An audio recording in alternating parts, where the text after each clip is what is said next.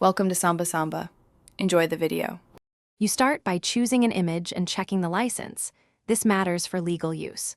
Once done, decide whether to hotlink the Google image URL or download and host it yourself. Hosting is more stable and avoids broken links. Make sure to craft a short, descriptive alt attribute and pick target dimensions or responsive strategy.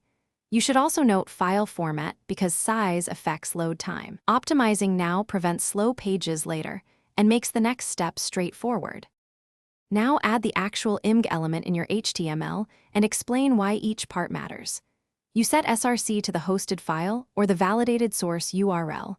Include alt for accessibility and width/height or CSS to prevent layout shift.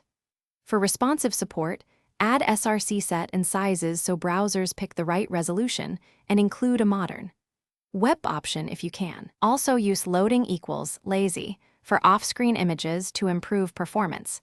These choices reduce bandwidth and improve perceptible speed.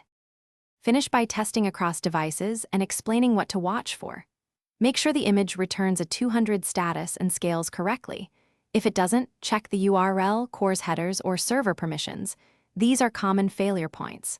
Once fixed, confirm alt displays for screen readers and add attribution when license requires it. If problems persist, replace with a locally hosted file.